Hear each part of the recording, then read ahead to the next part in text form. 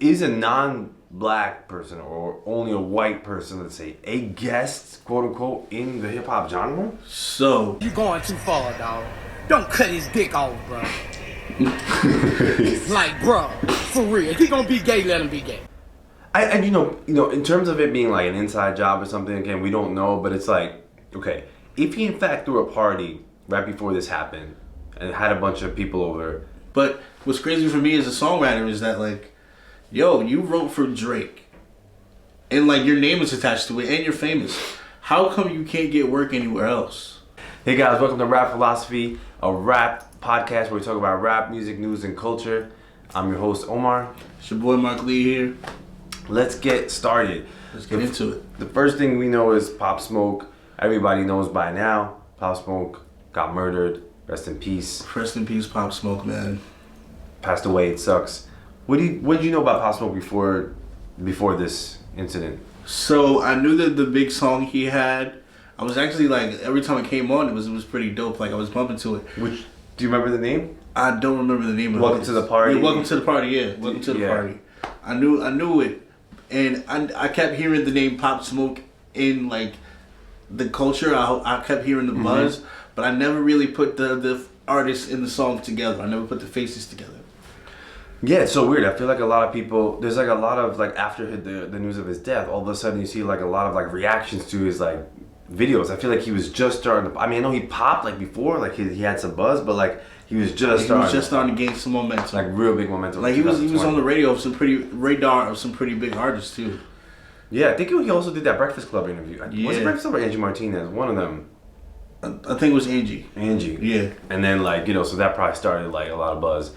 I mean, so in terms of like, allegedly, no one knows much. We can't speak on like what happened except allegedly, you know, at first they said it was a robbery, but then it was like a targeted hit that 4 guys in mass allegedly like went in and just got him and got out, you know, killed him and left.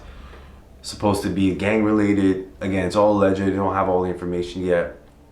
And supposedly he threw a party there before, or he like he sent out his address to like some girl, and I guess they got him. That's crazy.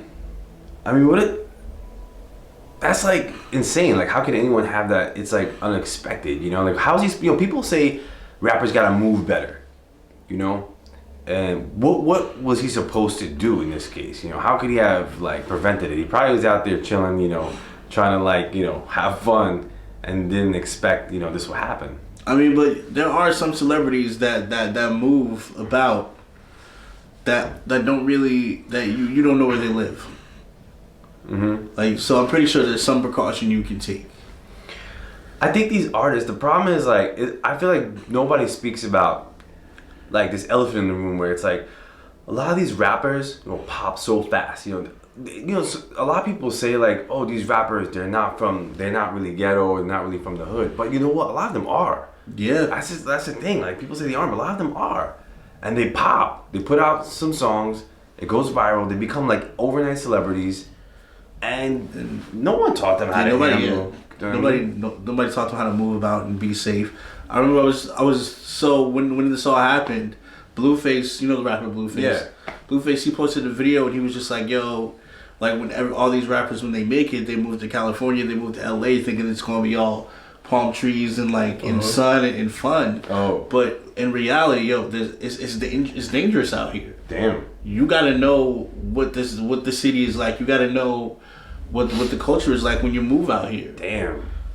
It's people are getting robbed, people are getting shot. Like, you gotta know that's crazy what area you're moving in. You gotta know what happens out here. See, someone like me, I would have been like, LA, yeah, right? Trees, you know, because you're from New York, you know, whatever, you don't know anything about that. Like, if it was in New York or in the East Coast or Jersey, right, like, you'd be able to, like, know what's...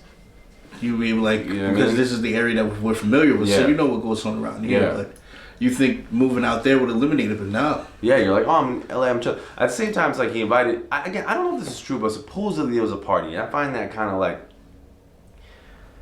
And you know, in terms of it being like an inside job or something, again, we don't know, but it's like, okay, if he in fact threw a party right before this happened and had a bunch of people over Then apparently there was a bunch of people who were still in the house. Apparently it was like about 10 people. Again, I don't know, don't quote me, I'm still trying to figure it out. Then these 4 guys with masks come at 4:30 a.m. in the morning, going from the back or from the front, whatever they ended up getting through, killing him, and then leaving, and not apparently supposedly not taking anything else, and no one else got hurt. How is that not? Yeah, that has to be a hit. And then you heard the 911 call. Yeah. There was no call from the place. Someone like texted their friend or something, and that person from the East Coast called 911. Wow, that's crazy. Someone in the house messaged someone they knew from the East Coast, and from the East Coast the 911 call came in. That's wild. I did not hear that. So all that together is like, I mean, I hate to say, it sounds like if you're an investigator, you're like, how did this really go down? Who here knows what's going on? And you know what's going to happen? Everyone's going to be investigated. That's what's going to happen. They're going to... Whoever was at that house is going to be investigated like crazy. So when you think about it, if all we know is what we know right now, if all that happened is what we know right now, how could he have moved differently? You know, I don't know. I think he probably... I guess he could have security. Yeah. I guess he could have had security. Kind of figure out who he invited to the house. Like if you're an up and coming rapper, you're popping now. You know what I'm saying? Like if you remember 6ix9ine, right? Like when he started moving, man, he had protection. When he started talking all that wild nonsense, you never caught him. Yeah, you never caught him without it. He was in bulletproof stuff. He had all his goons with him. And possibly again, he's probably, he's from Brooklyn. He probably thinks, again, a lot of these rappers probably think like they can handle it. Yeah, they probably, I don't need no security. I'm one man security on my own. Like like, you need security out here in these streets. Like, and then again, what I realized what happens is a lot of them end up calling their people from their neighborhood, and those people are not reliable. Like you can get your boy who you knew from whatever, and the ties that person might have could get you in trouble anyway. I remember, like, Eminem has a line, I forgot what song it's in me, he said, like, I don't shoot people no more, I don't got undercover cops that'll legally pop you. Like, why don't people hire, like, retired police officers, like, undercover police officers for protection that can be, like, round the clock? If they got the money, why be out here hiring, your best friend that shot somebody back in the day, but... Exactly. I think that maybe that's what it is, how they have to move. Rappers, you need security. Like, once your song goes viral, it's crazy though. It's hard to imagine. I guess if you put yourself in their shoes, you're like, you got a song viral. You just don't think like you're that big yet. But, listen, if he had some ties to the gangs thing, the only thing that does bother me is when I don't think being in a gang and all that stuff is cool, and I don't agree with how the gangs or whatever do, crimes and stuff, but like, people point the finger and say, oh, he was in a gang, probably that's why it happened. And maybe so, again, we don't know. But I don't like to pass in judgment on him and saying, oh, it's because he was in a gang. It does suck. But people, Lil Teacher just put out a freestyle where he, like, dedicated to him. And it's kind of said in this freestyle, like, you don't understand, like, what the life is like of a person who gets in a gang, trying to provide for his family, trying to just, make money. You don't know what it's like. So I just don't like when people pass that judgment, I have a different feeling on gangs in general. That's for a completely different video. But give me high level. Say again? Give me the high level. High level? I feel like and maybe that opinion is reserved for when all the facts do come out. Mm-hmm. And I don't want to speak on anything and misjudge the situation. Yeah. But yeah, if it's connected, I mean, it kind of would have something to do with the gangs. Yeah, it's crazy. So I guess again, that's a whole other video. We're gonna talk about like, do you get blamed if something happens to you if you're a part of a gang, or is that just something we have to accept and not pass judgment on someone who gets involved with the gang and gets hurt? Or is it once you're a celebrity, you're a target no matter what? Once you're a celebrity, you're fair game. It seems at this point, rappers, the percentage of like, they gotta move the ratio now of like rappers getting hit or dying or something is not good. So these new up and coming rappers gotta really start moving. These people who are starting to pop, like Lil TJ's up next, and got the little Moseys, all the little guys, little Tekkas, they're really young.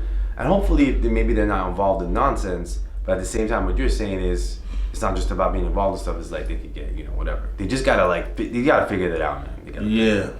But Rest in peace, Pop Smoke. Rest in peace. Until more news comes out, we'll discuss it further, but there's nothing else that's come out since then. I'm sure the investigation is going to keep going.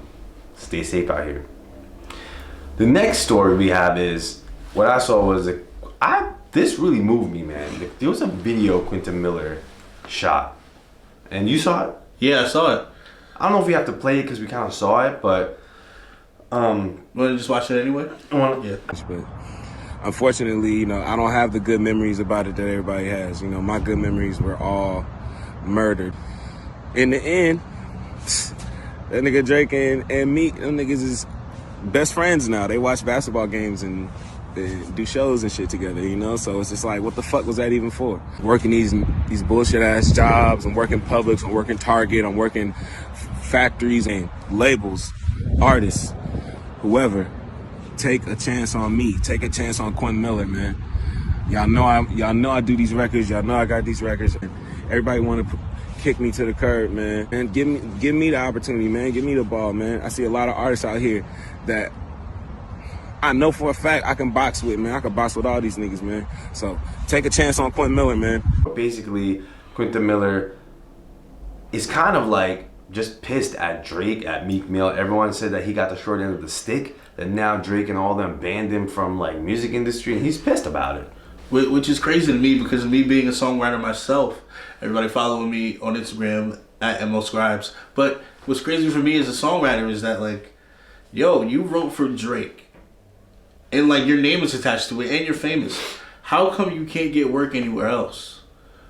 Like, yeah. Like what if I wrote for the biggest artist in history, like this, there's no way I would be complaining about how I can't make money.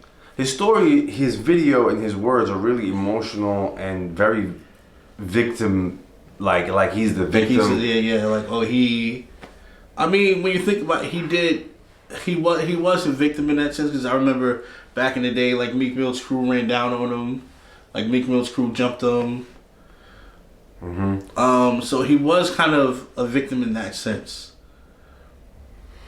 I mean, yeah, I agree with you though that I feel like him making himself, like I said the same thing, like, okay, Quentin Miller, like, okay, are you a ghostwriter or are you an artist? Because he seems to keep trying to mix, I can do it, and he keeps on That's saying, what I was confused about. Yeah. So are you trying to write for other people? Are you a writer or an artist? And then he keeps on saying, I could do it better than this person, I could do it better than that person. Honestly, I think, with all respect to whatever his skill set in writing, Quentin's I don't see him as a rapper, as an artist. I don't think he can make it as a rapper.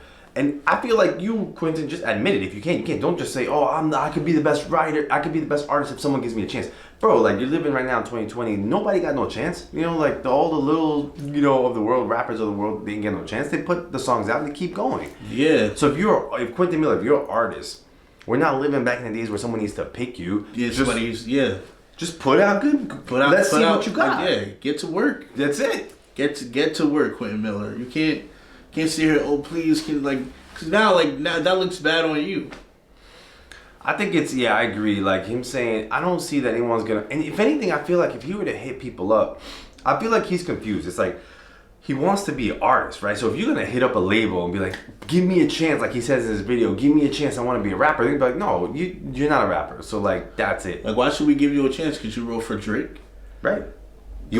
Drake was the artist, right? You're a writer. We're not gonna until you prove that you can move, you can move product, you can move units. We're not gonna give you what are we giving you a chance for? And I think he says in his video he got hit up for to write songs for rappers, but it's like he doesn't want to. It sounds like he's taking offense. He's like begrudgingly saying, "Nah, I don't want to. I want to do it." No, do it. You just want to be put up on a label and you know what I mean? Just do it. You know what I'm saying? I think that's the problem. Like, go do whatever you want. Like, a lot of artists, man, they just rap. They just get a camera and they just shoot videos. If your song is popping, it's gonna pop. Especially now with labels now that I'm learning, nobody's gonna find you on the street corner, or find you at a talent show and make you know. They want to know that you got fans already. Yeah. They want to know that you got a following already. Yeah. They want to know that the people can come to you already. Mm-hmm. They want to know that you can sell tickets and sell merchandise before they even come to the table. So if you're out here begging for a shot, then this is the wrong era to do it in. Yeah. I will say one thing. I agree with you on that, and I agree that he's playing a victim. And I feel like he should just keep going, and I feel like he should focus on writing. But I will say this. Apparently, there was a party or whatever, and like, I do feel like Drake now. Okay, so now that Meek Mill and Drake made up, right? I guess he feels left out. He feels slighted. I wrote for you against this dude. He was your enemy. Now I helped you out. Now I'm your enemy. You guys became close. So I feel like Drake could have been the bigger person, and I feel like now that it's all over and everybody knows it's kind of squashed, and Meek Mill admitted the loss. He brought Meek Mill, and then even Drake already kind of made some comments. Hey, I just helped the boy out, and Quentin Miller kind of stayed quiet on behalf of Drake when all this was going on. He didn't come out and be like, yeah, I was the writer. He kind of respected Drake. He kept it on the low. Now I feel like Drake could have been the bigger person and be like, yo, Quentin, come here, I got you. You know what I mean? Just like bring him in the circle kind of thing. You know what I mean? He could have. You're absolutely right. You know what I mean? Yeah, and Drake I guess Drake felt like he maybe has more to lose, but I guess he's like, nah, I just want to keep me. I feel like he's like, Drake, I'm done with this. I want to keep that. I want to put that behind me. Yeah. He definitely, like every interview, whatever interview Drake does, he's always making it a point that, yo, I want to put this whole I don't write for myself thing behind me. So maybe, So bringing Quentin would have been like, it's not worth it. So like, Quentin, you're on your own. You're gonna cut them ties. Think about it. If he did bring him more, people are gonna be speculating. Okay, well, is he gonna write? Is he gonna keep writing for Drake? Like he gonna be writing the future project? Like every song Drake drops, it's like, okay, well, did Quentin write that or did you write? Like that's a bad move for Drake all around. Yeah, I guess. But was Quentin not credited? He's credited. He's credited. So if you write, you're going to be credited. So I guess Drake can't get away with that. But maybe, like you said, it would have been made a big deal. Like, oh, you still ghostwrite, Drake? Yeah. I don't know. I mean, who knows? But that was my thing. It's like, if you out here, if you were like, you already have Drake on your resume. Why can't you, like? There's no reason why you should be out here begging for a shot. There's millions of other writers you can write for. Yeah. Other artists you can write for. Yeah. So that's that with Quentin. I think he just needs to keep it moving. Yeah, good luck to him. Good luck, Quentin. Don't be a victim and just keep moving. Just keep making music or write. Just write, man. Write. Push that pen. I think it's good. People need that. The next story is Eminem, you said, was being interviewed. Was it by Complex or another? No, so Eminem does these things where he hires his own people to interview him. Yeah, he's funny. Which is kind of like, that's okay, comical, bro. They're just gonna serve you softballs, but it's cool. I mean, it's smart of him. What, this thing called Curium and like. No, so it's like he hires like Sway and like other artists that he's cool with to interview him. Oh, because he knows. I feel like, and this is just me projecting. He knows they're gonna just throw him softball questions, like, which is smart on his part. Mm-hmm. But it's funny at the same time. It's hilarious. But yeah, so he had Crooked Eye interview him. Here, I'll pull the clip up and then we can discuss it. Man, and being that much of a part of the culture, history books are going to definitely put you as one of the greatest of all time. How do you feel about the concept of white rappers being a guest in the House of Hip Hop? Well, I mean, that's a funny thing. I don't know if I've got a chance to say this yet, but the funny shit is, like, I with the whole he's real nervous to answer the question. I feel like he's really being calculated. The funny shit is, like, I with the whole beef of a certain person. Right. I never said I wasn't a guest. Right.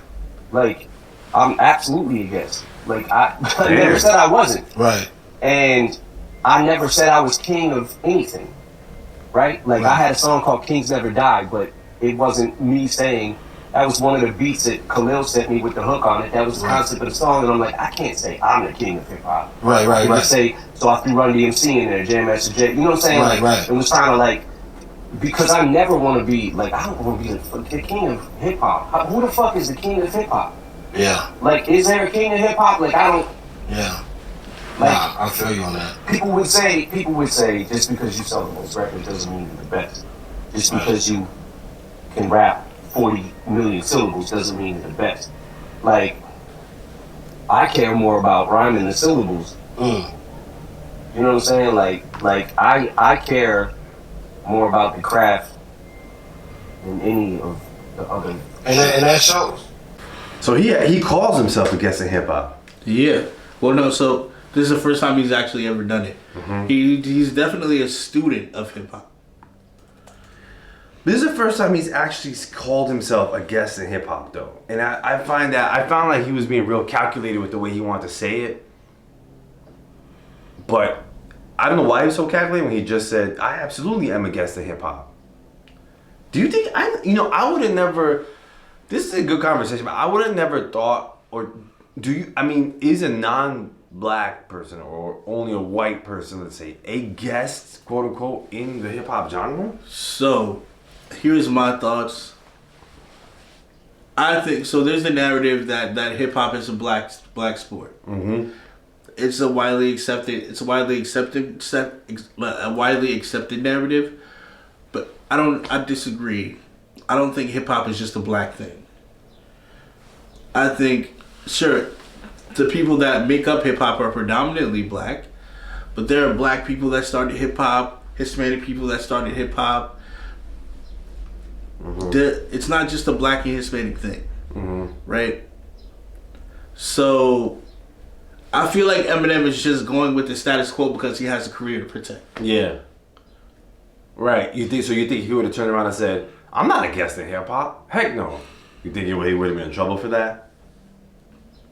Yeah, he definitely would have been in trouble.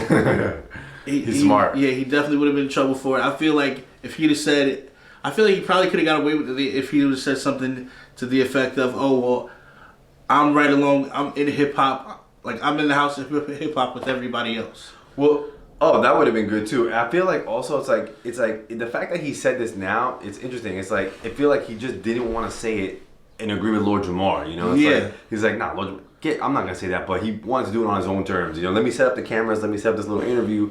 You know, of course I'm against the hip hop, but did Lord Jamar respond to that? Because I feel like he's gonna eat that up. I think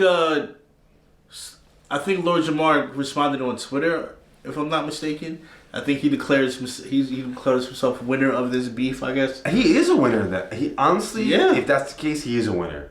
I expected Eminem to deny that. I'd be like, no, I'm not a guest. I'm of hip hop. I belong here. Like, but maybe I respect the fact that he doesn't want to be the one to say it. He knows that the fans in the industry accept him as part of hip hop. Like, not that he's a guest. I mean, that's, you know what I mean. But like, maybe he doesn't want to be a part of that to say it himself. Because like cancel culture is different. Is alive here. So if he would have said anything closely, he would probably. They would probably try to cancel him again. Yeah. And I guess he probably, to avoid that backlash, he probably was like, yeah, I'm a guest. Yeah, you know. And I guess he could have, in a way, I guess he said in a way where it's like, even if he was black, he could have been like, yeah, I'm a guest in this music. I consider myself a guest. It doesn't matter. It's like, as if, like, it's kind of a smart way to say it. Because it's kind of like saying, this music thing is the world's and I'm a guest here. That's it. Doesn't matter black or white, you know? He's kind of like trying to say it, but not give it the credence that that the same way Lord Jamar is trying to discount it. Yeah. I get it. Although I think it's more empowering to hip hop too for him to say that. I guess it makes it feel like more respect towards the music industry, towards hip hop, to be like, yeah, I'm a guest here, and everybody knows Eminem is. I think the humble play is working for him here, right? It's like everybody knows that when he says, I can't say I'm the king of hip hop. It's like, wow, because you got the Jay-Z's and the 50 Cents and the Lil Waynes. Everybody wants to be like, I'm the king. But then you got this Eminem guy, who had one of the most one of the most successful if artists, not the successful artist in hip hop, if not the successful. Being like, nah, somebody else could try to take on that title, but I'm not. That's crazy. That's really humbling, and it's also kind of like, I think it sets a precedence to a lot of these like quote unquote bigger artists to be like, you don't have to call yourself that. Just put out good, the hits. It's insane. Yeah. Even I watched a little bit more of the interview. Even he says, it's like, yo, like I pay respect to like the Grand Poobahs and the Cool G Raps and the LL Cool J's. Like, to me, those are my kings of hip hop. Yeah. I hate that Lord Jamar got the win though. It's annoying. Yeah. Is Lord Jamar gonna have anything else to talk about now that he had nothing to say? He's like, he's gonna find something. No more Vlad TV for me. I gotta actually make music now. I'm going. I can't wait to see this Lord Jamar Vlad TV video response to it. I can't wait to see it. Yeah, it's gonna be some BS, where Vlad's like, so what do you think? In the background, and Lord Jamar's like, whatever the hell he's gonna say. It's probably gonna be laughing in victory or something Jamar-esque. But it kind of puts it's cool though. I feel like Eminem still I actually feel like, sorry to cut you off, I don't think he lost because it's like he let himself get he didn't let Lord Jamar just win. He kind of like let himself. It's like he just put the fire out. You know? Like, nah, Lord Jamar ain't gonna win. Here it is. Yeah, I'm a guess in hip hop. You know what I mean? Now so in a sense, he did the 8 Mile. Yeah, exactly. He did the 8 Mile. Yeah, exactly. He pulled the 8 Mile. He pulled the 8 rabbit. Yeah, he's like, my mom is an effort. Oh, this, that. It's like, I'm gonna use what you said to me and then against you. Like, okay. It's a good move. All right. Anything else on the Eminem situation? Nah. The next story is, all right, you told me about this, which is Dwayne Wade's son, or I don't know what the politically correct thing is to say, son, daughter, who came out, or how did this actually come out? Wanting to be transgender, or what's the story of the Dwayne Wade thing? There's been a lot of speculation about his son, Zion, in general, because I feel like there's been like a lot of like under the cover speculation, but now it's official. Dwayne Wade and Gabrielle Union, they came out and said, okay, well, my son Zion wants to live the life as a girl. Her name is going to be changed to Zaya. And he's 12. He or she's 12 years old. He's 12. As of yeah, now, is he? 12 years old, right? She's a transgender. We're going to support our transgender 12-year-old daughter now. Okay. And the news spread fast. Mm-hmm. And I don't think they didn't share. They just said our daughter's transgender. She's a girl now. Her name is Zaya, right? That's all they came out with. That's all they came out with. They didn't really go into too much detail. They just said her gender, her name is Zaya now. We're going to support her, mm-hmm. right? And then, so it kind of left people to basically expect the worst. Expect the worst. Oh, right. To add their narrative. To add their narrative into what transgender or transgender meant to them. Okay. So, which prompted rapper Lil Boosie to comment on it, and he said, I mean, you can play the video. Mm-hmm. Oh, right. Let's get the video real quick of the Boosie thing. I gotta say something about this shit, bro. Dwayne Wade, you going too fucking far, dog. That is a male, a 12-year-old. At 12, they don't even know what their next meal gonna be. They don't have shit figured out yet. He might meet a woman, anything at 16, and fall in love with her. But his dick be gone. How you gonna... Like, bro, you going too far, dog. Don't cut his dick off, bro. Like, bro, for real. If he gonna be gay, let him be gay. But don't cut his dick off, bro. Like, don't address him as a woman, dog. He's 12 years old. He's not up there yet. Well, how does he hasn't made his final decisions yet. Don't cut his fucking dick off, Dwayne Wade, bro. You fucking tripping, dog. You tripping, dog. Alright. How does he know? He's acting like he knows. How does he know what the story is? He's acting like as if. First of all, is he gonna cut? Did they come out and say he's gonna actually like change his private parts? No, they didn't come out and say that. All they said were, our daughter's gonna be a girl now. Her name is Zaya. That's it. So why is he saying don't cut his dick off? Because, I mean, I guess people assume the absolute worst. When you say, "Oh, my daughter is gonna be my son is gonna be a daughter now," I guess that's what people allude to at first. But I feel like what the problem with Boosie's saying is like it's like he's blaming, right, Dwayne Wade, and I think this is like a dad's, I don't want to say worst nightmare if they don't agree with transgender or homosexuality. It's their worst nightmare because they don't have control, and I think like it's like as if he's blaming Dwayne Wade, like, don't do this to him. How could you do this to him? And it's like, what is he doing? How does he know what the story is? Maybe the kid came out and said, listen, Dad, that's it. I mean, what are you going to do? in a sense, I get you, and I half agree with Boosie. Okay. In a sense, in blaming, because. Well, so wait, are we talking now about just the idea of transgender being right or wrong, or are we talking about this situation? This situation. Okay. So in a sense, because Boosie's whole point. So if you ignore the ignorance of don't cut his dick off. If you ignore that ignorance, in a sense, Boosie is saying, why are you allowing your son to be a daughter, to be a girl? He's too young to make this decision. Mm-hmm. Why are you enabling? So you're not saying that transgender is necessarily wrong. You're saying at that young age, wait it out. Yeah, that's what Boosie is basically saying, and I agree. He's 12 years old. He doesn't know. He really doesn't know anything. About life yet. And he said if he's gay, let him be gay, but don't. But changing his whole gender to a girl, that's a bit extreme. That's essentially what Boosie is saying. They go, he's 12. What can he really know about who he is yet? But at the same time, we don't know the conversations and the drama or the conflicts that are in Dwayne Wade's home about it. Like, we don't know enough context. Maybe the kid was like, maybe this is something that's been since he was 9, right? Like, maybe this is something that's been going on for years. Then kid, maybe he's suicide. I mean, this is totally out there, but I'm just saying maybe he could have suicide. I'm saying we don't know. So Dwayne Wade actually came out and said, Dwayne Wade came out and said, okay, well, they've actually been feeling this way since they were 3.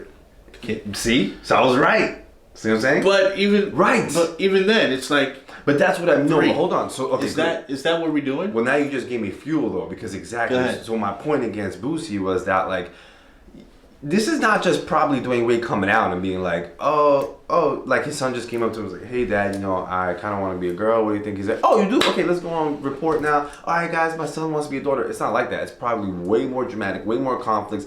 This kid maybe could be, you don't know if he's suicidal. Maybe people making fun of him. Maybe he's not, I don't want to say he had to be suicidal because of that, but I'm just saying maybe it's this strong drama, emotional drain on the kid for years, and it's something now Dwayne Wade's like, listen, a 12-year-old sounds like it's young to us, but 12-year-olds and 13 and all that stuff, they're tough kids, man. The kid could come out and be like, I'm not having this, dad. I mean, yeah. I don't know. I get you, but at the same time, even if they said that they've been feeling this way since they were 3 to 12. I find that weird though, like 3, like kids can't really like. Yeah, like that's what I'm saying. Like even if it was 3. In the age of 3 to 12, what do you really know about life or yourself? I mean, they know enough about gender, though, right? Like, yeah, I don't know. Listen, I don't see that situation. I don't know what it's like. Scientifically, you're not even really. Males aren't even really fully developed until like their late 20s, mid to late 20s. Scientifically, Boosie does have a point in the sense of he didn't even go through puberty, right? So it's like. Maybe he's gonna change. Like I don't know. That was my whole thing too. Like maybe he's gonna change. Like, I mean, in a sense, maybe he's even if it is just okay. He's just gonna be dressing like a girl now, and he's just gonna change his name to a girl's name.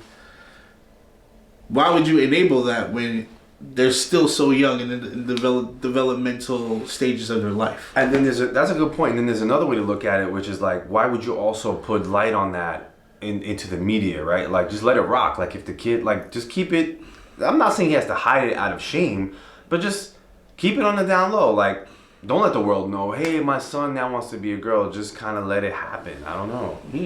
Or does he want to kind of like be preemptive and be like, all right, mofos, my kid's about to be, because he knows the camera's gonna be all out and everybody's gonna be commenting anyway.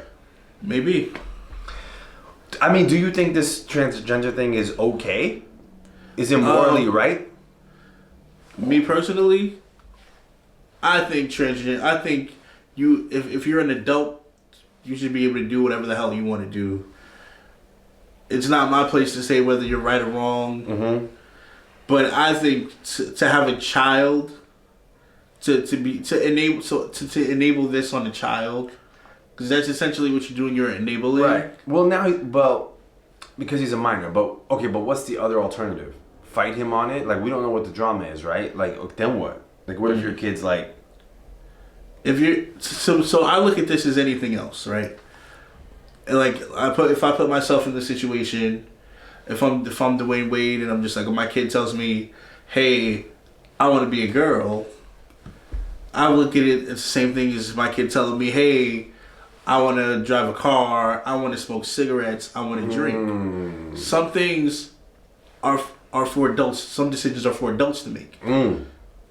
I can accept that. Yeah, some decisions are for adults to make. That's a good point.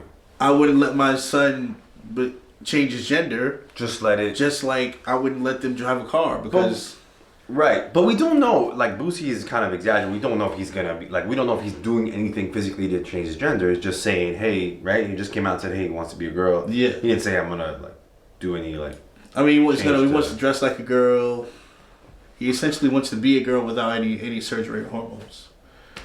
I mean, I think Dwayne Wade's situation is not uncommon. I mean, it's definitely not in the majority, but it's not uncommon. People deal with this stuff.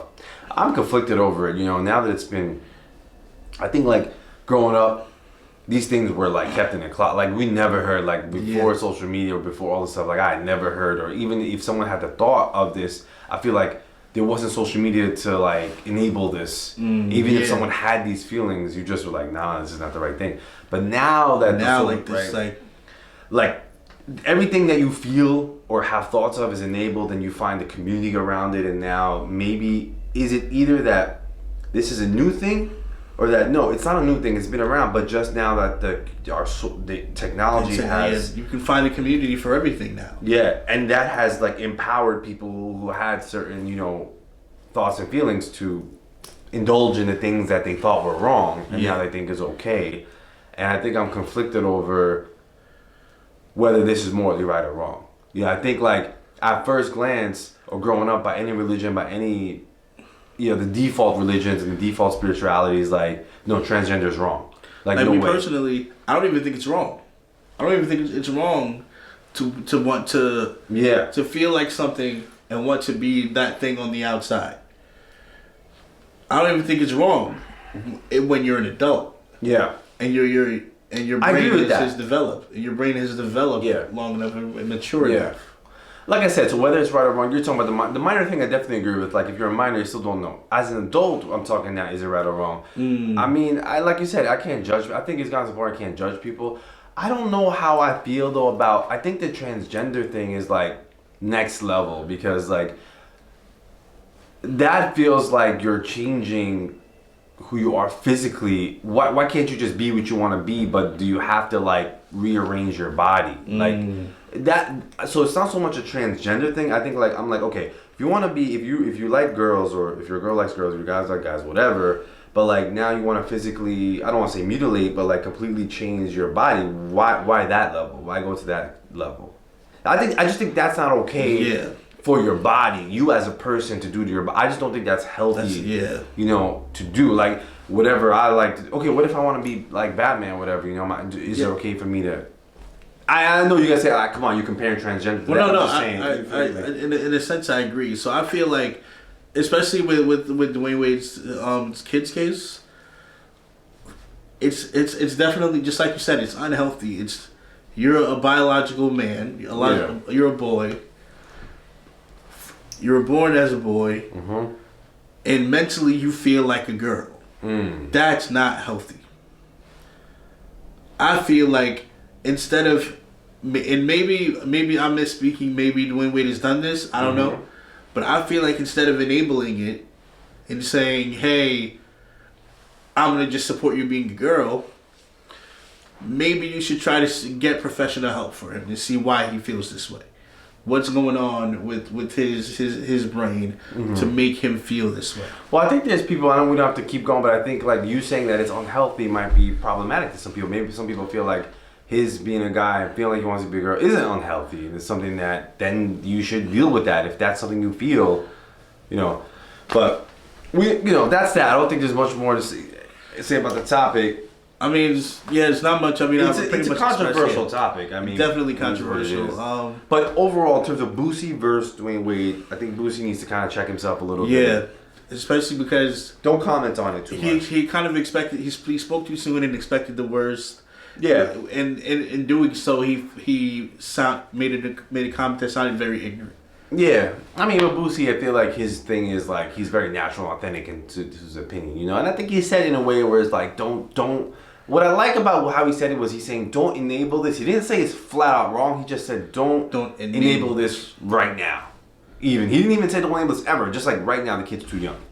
One more thing is so. I know I'm probably gonna get backlash on this because on the unhealthy tip, it's like. If I have cancer, right? If I come out to you, it's like, okay, I feel like I have cancer. Would you expose me to express this? Like, I'm gonna support your cancer. Like, no, you would seek to get me help. Yeah, but you're metaphorically, in your example, you're saying that wanting to be another gender is like cancer in your example, and people might have a problem with that. But like, no, it's not like cancer; it's normal. So, but it's in my. I'm not blaming you. No, I'm I'm just saying what people would say. Whatever, I'm just saying like the other side of the story might say, whether I agree with you or not, it's like your example isn't fully fair. I mean, to other people, because that's like saying science. I mean, so because the way you're saying, so what if someone wants to be another religion, right?